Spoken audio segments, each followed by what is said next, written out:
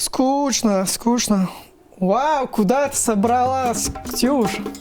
Куда? В деревню? Айда, давай, у нас съемки там, походу, намечаются. Знаменитые музыканты, вкуснейший мед, звонкий звук курая, нефть, стихи Мустая Карима, молодежный театр имени Мустая Карима, аэропорт имени Мустая Карима и хоккейный клуб, названный именем участника крестьянской войны. Бесконечные холмы, богатая на завораживающие виды природы. Продолжать можно бесконечно или объединить это все в одно слово – Башкортостан. Что вы знаете об этом регионе? Да наверняка все.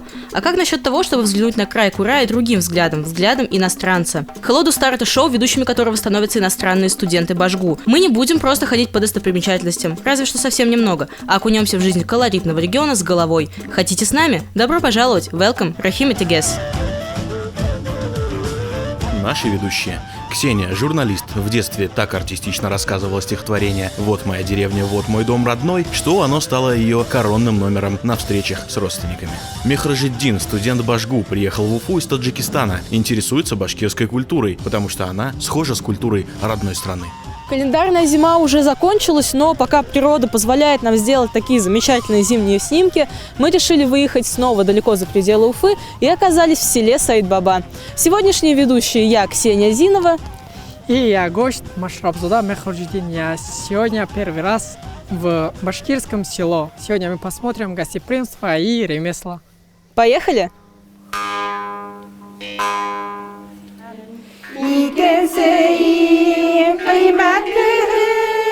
Akıl diyen, akılsızda tevfik yağı takır diyen, akılsızda namusta yok, imanda yok, yalğanğa antite barğın hatır diyen. Село Саид-Баба находится в Гафурийском районе республики и является крупнейшей моноэтнической башкирской деревней в мире. История Саид-Бабы началась в 1704 году. В конце 19 века здесь уже работали 2 мануфактурные и 4 бакалейные лавки. Еженедельно проходили ярмарки, а при мечетях функционировали мектеб, начальная школа, и 2 медресе – средняя школа и мусульманская духовная семинария. Сейчас село является историко-культурным центром при Доме дружбы народов РБ. Здесь чтят традиции, бережно хранят память о прошлом и знакомят гостей с историей и особенностями башкирской деревни. И у нас сохранились все башкирские атрибуты. Вот у меня в руках кашма он называется. Это женский головной убор. Это в основном одевали замужние женщины. Они что показывали вот такие. Можно показать? Да, можно. Если вот так оденешь, у нас, да, сзади, чтобы у нас, Да. Вот так. Получается, фигура такая, чтобы стройная была. Мы уже говорили о том, что башкирская женщина – это свободная независимая личность, за красивыми нарядами и танцами которой стоит сильный характер. Экскурсоводами в мир башкирских традиций и обычаев для нас стали участницы женского клуба «Экенезер». От них мы узнали о традиционных нарядах, значении цветов и узоров. А еще посмотрели на нагрудники с монетами 1746 года. Вот настолько здесь хранят историю. А это у меня просто башкирские кушалок. Это сценический платок. А это у меня зелян. Елян по-нашему. Это тоже вот украшения, это наши башкирские орнаменты. Там геометрические фигуры. Это геометрические фигуры показывают, что наш народ занимался земледелием. Если рога, это скотоводство. Если растения, это значит связано с природой. Наш башкирский народ постоянно находился в природе, а вот это полоски, это значит... Сколько сыновей? Да, вот детей показывает, и сколько там поколений показывает. Вот такие, значит, обряды есть. А это вот у меня есть белядек. Это украшение. За день съемок мы много раз слышали башкирскую речь, а иностранный гость регулярно проводил аналогии с таджикским языком. Кстати, в Башкирии трепетно относятся к родному языку, поэтому следят за правильным произношением. Почти как с тональностями в китайском. Произнеси не так, и слово уже получилось не башкирское, а татарское. А вот это алка, по-нашему алка это серьги. Алка. Алка. У нас тоже называется алка. Алка у нас. Не алка, а алка.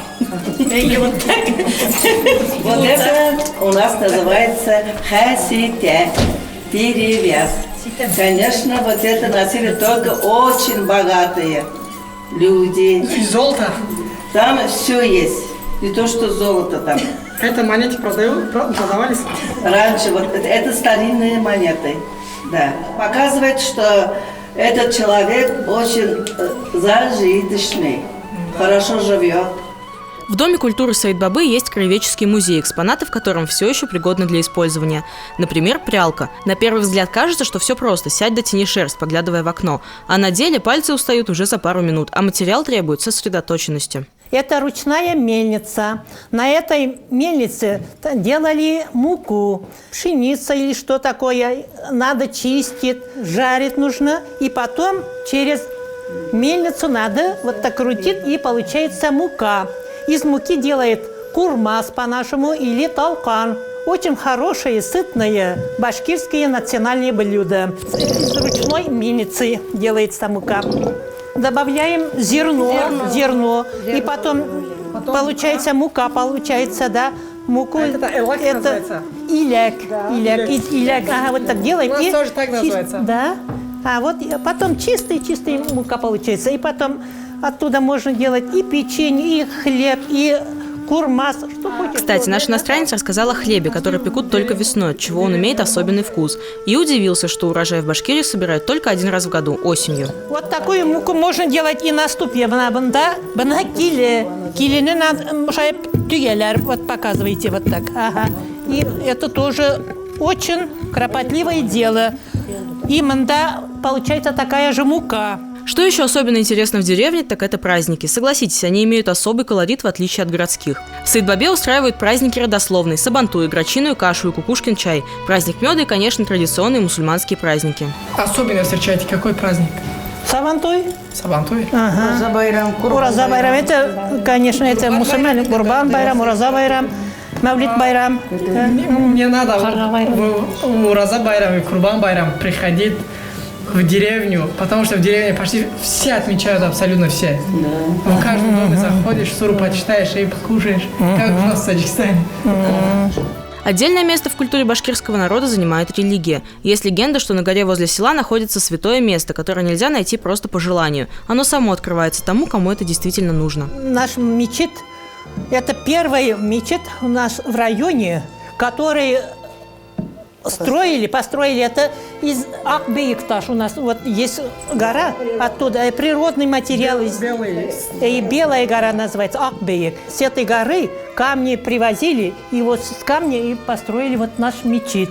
Вот, если хотите, посмотрите, потом заедете. В Саид-Бабе родился и жил знаменитый имам Сабир Хазрат. Это один из самых влиятельных мусульманских деятелей России в конце 19-го, начале 20 века. А также мулла Мухаммед Ша. К их могилам приезжают мусульмане со всей республики. Ну, как видите, дорогие подписчики и зрители, мы в гостях у кузнеца. Ну, дорогой кузнец, покажите нам, что у вас, как делается. А зовут кузнеца Фаниль Фатхидинов. Много лет он проработал в колхозе, а после его развала продолжил заниматься любимым делом в родном селе. Почти каждый двор в Саид-Бабе украшают его работы – заборы, скамейки, беседки. Узоры делаю. Где узор? Да, водоворот. Заказов много? Нет, пока нету заказов. Самовар паяю, радиатор и так далее. Все, могу паять. Сколько стоят вот такие украшения? Я не знаю. Ну, в деревне дешево, конечно. Дешево, да? Да. Прямо во время съемок кузнец продемонстрировал свое мастерство. За несколько минут цельный кусок металла начал приобретать очертания будущего узора. На, попробуй. Подержать? Не, да. Так.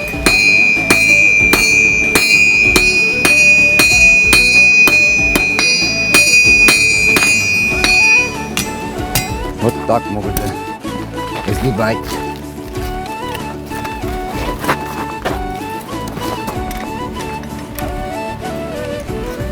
Даже соломы можно. Тепло, да? Кто хочет руки согреть? Сколько лет уже занимаетесь этим ремеслом? Так, стаж у меня 28 лет в колхозе кузнецом. А после колхоза еще. После колхоза сколько? Так. Колхоз сам металлу. Еще 20 примерно. Еще 20, да? Ну, примерно так. Это ремесло с вашего отца и Нет. с предка? Вы сами? Сам. Нигде даже никто вас не научил? Нет. Самоучка, все. Да, я работал кузнецом, да. Ну, он умер. И, ну, я у него не спрашивал, просто смотрел и все. Ну, колхозы такие узоры не делали, после колхоза начали. Да. В СССР в каких-то заводах работали официально где-нибудь кузнецом? Нет.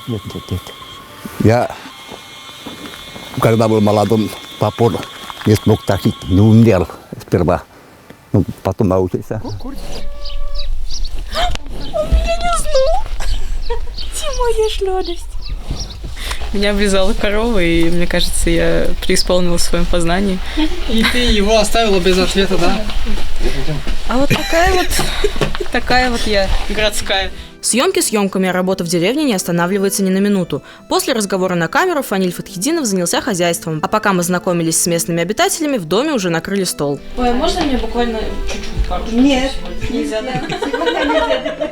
Башкирский гостевой этикет основан на особом радушии, так что половину порции гостю не поставят, а стол будет выглядеть так, как будто хозяйка готовилась к приходу гостей с позавчера. Для гостей есть пословица: когда угощают, пей хотя бы воду. И обязательно нужно попробовать молочные продукты. Тогда, по поверью, надои хозяйской коровы будут еще больше. Башкирское народное блюдо из молочного продукта. Вот эта сторона, вот курут. Курут это называют как башкирским фисталом, так, заменитель всяких мизимов, всяких этих, да, очень помогает для усвоения вот жирной пищи. А это каймак, вот каймак, сметана, деревенская сметана. Вот показывают же, да, в рекламе настоящая сметановая ложка стоит как бы. Копченый курут, у него такой аромат, вот аромат, ну просто там великолепный. И вот сколько можно сохранить, вот, ну, годы можно спокойно хранить. Деревенская жизнь богата на события. Кроме ежедневной рутины в виде хозяйства, в Саидбабе регулярно проводятся творческие мероприятия и образовательные встречи. Но темп здесь другой. И люди другие, более открытые. Деревня для России – это еще один культурный символ. Поэтому сохранение ее особенностей – это не про конкретную национальность, а про многогранную историю большой страны. Какие твои впечатления? Впечатление на высшем уровне, все было круто, вкусно, гостеприимство на высшем уровне. Ну, в общем, целом круто.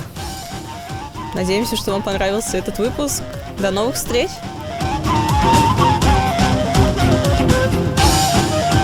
Мы же забыли про ремесла. Возвращаемся!